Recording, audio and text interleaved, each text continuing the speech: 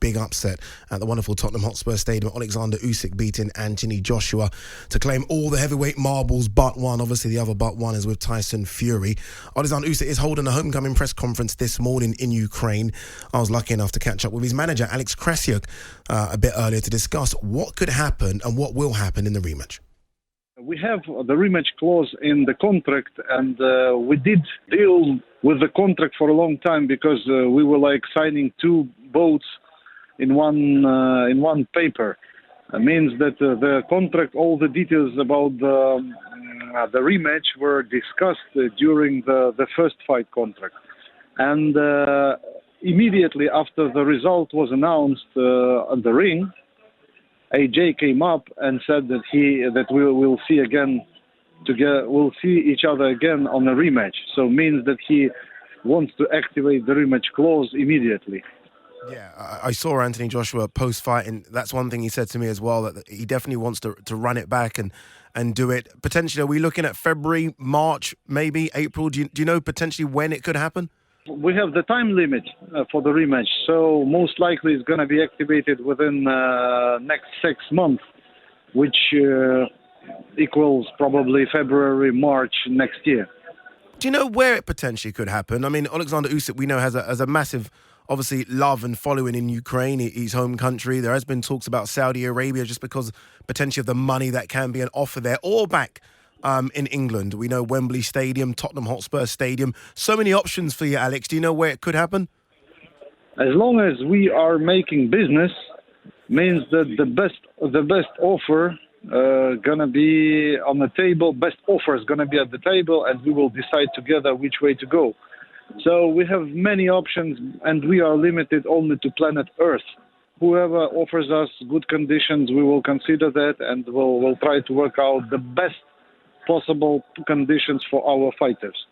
I guess one thing we do know is that there will be a lot of options, right? Everyone wants to see the rematch. I just want to go back to the performance. I mean, look, obviously, Alexander Usyk has put in some fantastic performances over the years. You think of Gassiev in that World Boxing Super Series final, Tony Bellew back in 2018.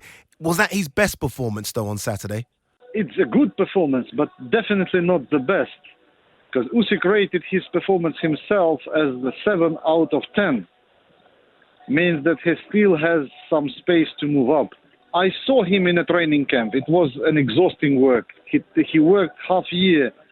He worked so hard. And now what he did is history already. But there's still a couple of huge fights to go to get to the Olymp of the professional boxing. It's funny you say 7 out of 10, and I mean, as an AJ fan, that scares me to know there's still 3 more digits there that he could have gone to. Did you expect more from Anthony Joshua on Saturday? Frankly speaking, listen, I can tell you my impression. First of all, I was really happy that Usyk won, but I did regret that AJ lost, because I admire this man, I admire this fighter after all his completions on the professional ring. But he did what his opponent allowed him to do. So actually, according to our plan, he shouldn't be able to complete more than he completed. So he would have to try to knock Usyk out, but to overbox Usyk is an impossible assignment for any boxer, I suggest. Yeah, I completely agree. I think in terms of boxing ability, I think Alexander Usyk, alongside potentially Lomachenko and Terence Crawford, are the best fighters in the world. Where do you think Usyk is finally, Alex? I mean, is he now the best boxer on the planet? Well, as long as I'm his promoter, for me, he always been the best, you know. Just to see it from a side, we can say that as soon as he beats everyone on planet Earth, I mean all best fighters, the whole world will recognize him as the best fighter. I said finally, and I've got one more question for you. What kind of homecoming can Usyk expect? I mean, we know the press conference is today. I mean, are we expecting thousands to turn up? What can we expect? Well, he's the national hero. Now we have the press conference and it's overloaded. Though we still, we have the capacity of 100 people and we still have even more to come. He was the national hero before, but after this historic win, he returns the belt to Ukraine.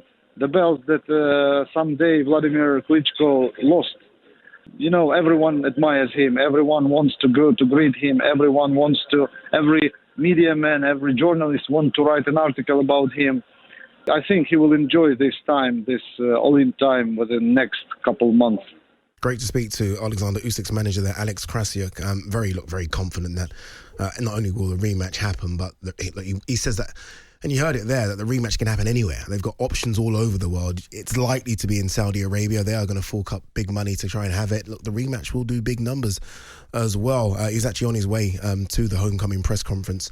And they are really going to celebrate what was a fantastic win, just because, let's not forget, the belts have been almost held hostage in the late 90s and early 2000s by Vitaly and Vladimir Klitschko. So they look at them as their belts, not the Americans or the Brits.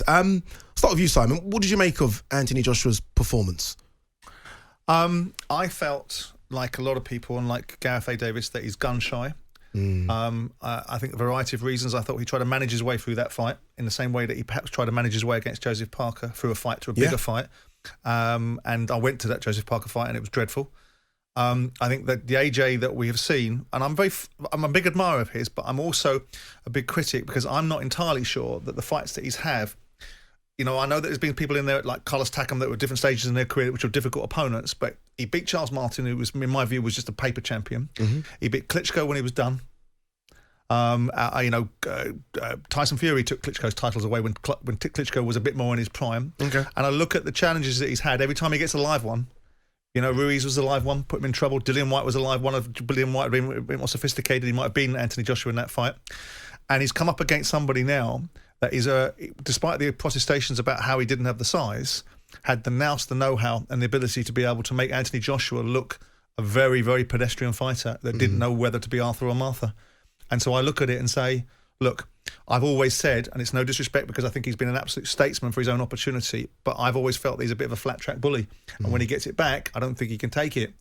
Now, we will see if he comes back and he beats Alexander Usyk, then I'll change my view. But I don't think he will beat Usyk. And I think the idea that either one of those guys are going to be able to lace Tyson Fury's boots is, for me, for the birds. I think Tyson Fury is away over the horizon. Yeah. And if he proves it against Deontay Wilder, which is a dangerous fight because Wilder's got nothing to lose in this fight and everything to gain, then I think it will cement the situation where Tyson Fury underpins his own observations that he is the best by a country mile. Yeah, I definitely agree with the latter point. If Tyson Fury, look, the only person that can beat Tyson Fury is Tyson Fury. That's right. What he does outside the ring, because in the ring, he's a genius. Every time I've gone against him, he's won. I said he's not going to beat Vladimir Klitschko. He went to Germany and done that. He's definitely not going to America and beating the Bronze Bomber. He done that and he done it twice for me as well. You watched the fight as well. Alex, what did you make of Anthony Joshua? What did you make of the ring entrance? the touching gloves with everyone and giving people cuddles and kisses? I thought that was a bit cringy, to be honest. And I almost felt like that set the tone for the evening. Probably won't happen a lot between now and one, but I pretty much agree with everything that Simon has just said there. It's a first for everything. There is indeed. I'm happy to bring order to this case. I'm not a massive boxing fan, but I've watched most of AJ's fights, and apart from the Klitschko fight, and as Simon said there, Klitschko was very much in the veteran stage of his career by that point, I've never been that impressed. I've never been blown away. And this is harsh now, isn't it? It's been suggested to me. Down. Povetkin was a good win. The Ruiz rematch in Saudi Arabia after he lost was a good win. But he should never have lost to Ruiz in the first place. You know, that was a slightly embarrassing defeat in the first place. You all have those moments. I mean, I've followed Lennox Lewis around the world, and he will pick his moment for the Hasim Rahman fight when he didn't prepare properly for the fight and he underestimated, didn't acclimatise in South Africa properly and got done by Rahman and demolished him in the next fight. But I don't see that happening here. I think the bravest person on the evening was Eddie Hearn, wasn't he? Calling out that fan behind the security guards. I thought that was incredibly brave, behind a field of security guards calling out a fan for saying something rude to him. What would you make of the notion, Simon, that Anthony Joshua is just a bit of a manufactured boxer, and actually that when he comes up against someone who's a proper boxer, a proper street fighter, I'll say to that, sorry Simon, he will lose. To interject here, he started boxing when he was 18 years of age. I mean, I think he's done remarkably well. He's a credit to himself. Yeah, to get to where he was, Olympic gold medalist after only 20 or 30 amateur fights, 40 amateur fights, world championship silver medalist as an amateur as well, won the title, lost the title, won it back. I think for him to get to where he's got to is very good. Now, though, I guess, and we saw it on the weekend, he's fighting the elite now. They're very, very elite. And maybe, just in terms of boxing ability, he's coming up short. Whereas his physical attributes helped him to get through those fights. He's presided over a time, I think, at times, where it's been a very average heavyweight division. And we've had a period of time when Larry Holmes took over from Muhammad Ali. There was a pedestrian feel to the heavyweight division. Tyson comes along and demolishes everybody from Michael Spinks, Trevor Berbick to Tyrell Biggs that were proper fighters. And this division, this time now, you've got this small amount of elite fighters that aren't really fighting one another, whereas Tyson, undeniably, until he came up against Buster Douglas, ultimately, and then Evander Holyfield, was just decimating all world-class fighters that would compete at this time at the highest echelons. So I think it's easy to... I'm not kicking him way down. I've said the same thing about him all the way along. And there are far better boxing brains that will call Anthony Joshua in a different way. But what he has been is an absolute credit to himself. His opportunity that he's manufactured for himself on the back of the image that he's been able to put out there, the cash cow that he's become for himself and others, is a credit, because boxing is about having a good living outside of boxing as well. But when it comes to looking at the real iconic boxers that beat the best fighters, I think Anthony's got a long way to go before he starts moving even into the territory of a pugilist like Lennox Lewis. Indeed. So are you suggesting that he's overachieved? But not really against who he's fought, because every time... But in terms of the ability that he has compared to some of those great fighters... I think he's overachieved in recognition. In recognition. A globalised digital world has afforded him this opportunity now, because in America... The biggest problem for Anthony Joshua was they couldn't sell him in America. And he went to America to have that fight with Ruiz at Madison Square Garden and got put on his pants because the Americans didn't even recognise him. They recognised Tyson Fury because he went over there, did his Nacho Libre bit and did all that stuff over there and got himself a bit of a rep. Bit of WWE as well for all Tyson. That sort of stuff. Then he put Deontay Wilder in his place both times. As Addy says, robbed the first time, demolished him the second time. So they recognise Fury. Joshua isn't considered in that bracket. And whether we like it or we don't like it, the American market still has to be cracked. They hate the fact they haven't got a world heavyweight champion, and they hate the fact that they're not recognised as they once were as the mecca of boxing, because it's going all around the world now and all around the European market and the UK market. But that notwithstanding, you give credit where credit's due, but now he's at the business end. This is the elite fighters. We'll see. He's just come up short against one of them, who's a cruiserweight that's come up and forget all his ability. A big guy. He's a very good cruiserweight. He's a very good cruiserweight. Yeah. But, I don't know, Riddick Bowe got beat by Evander Holyfield. But notwithstanding it. Very quickly, one question answer for both of you. Is AJ versus Fury dead in the water now? No interest.